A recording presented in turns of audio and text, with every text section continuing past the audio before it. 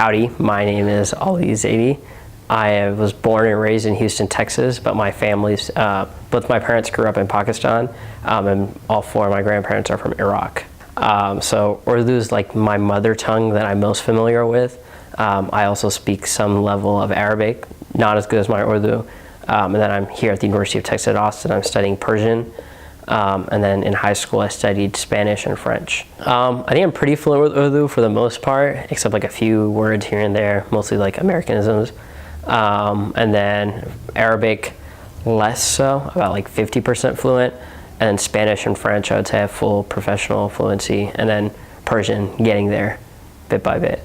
I think there's like a very difficult time like translating back and forth in terms of like a lot of like you or like pronoun words, because English is a very impersonal language, and Urdu isn't, like most Eastern languages, especially Arabic, Urdu, Persian, all those languages have like tons and tons of different tenses for and terms for pronouns that indicate levels of formality, informality, how close you are to them, and all that sort of stuff. And that can be lost in tone in Urdu. So sometimes you'll say something that comes off very, very rude to an Urdu speaker, which is just a direct translation from English, because in my mind, when you think English to Urdu translation, so just remembering those like cultural intricacies and one word or tone that can change the entire meaning of a sentence.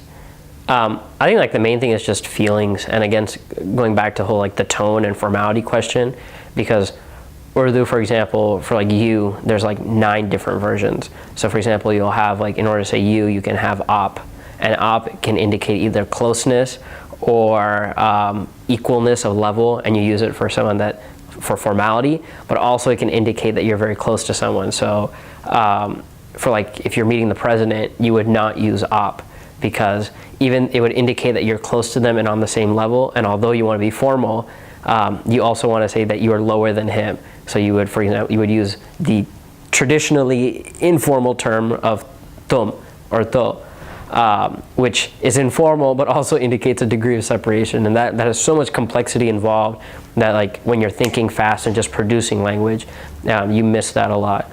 Or I do. I trip up on it quite often. I think hybridizing has mostly become like taking an English word and then just putting an intense accent on it to make it sound legitimate. So I think like the most like best example I have is like bathroom.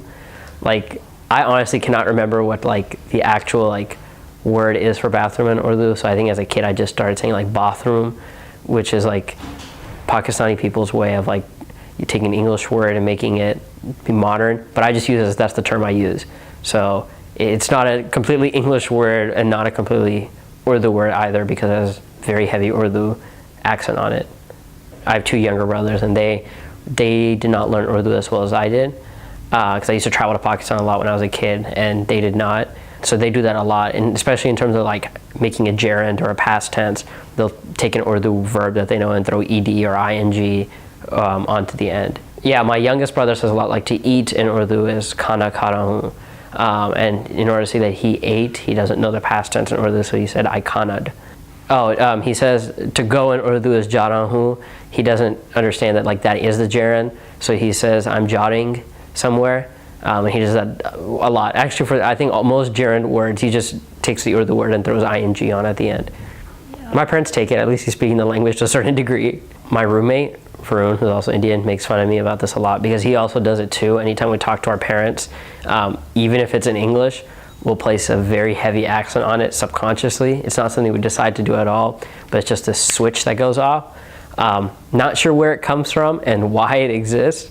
But on the flip side, for example, when my dad speaks English to a native English speaker, he'll put on a very heavy British accent for no reason at all. One that he doesn't have, especially in more formal settings. For example, we were meeting with a real estate agent to sign the contract for our home, the deed. And out of nowhere, he started speaking in a very heavy British accent. We all started laughing, and he didn't realize it at all.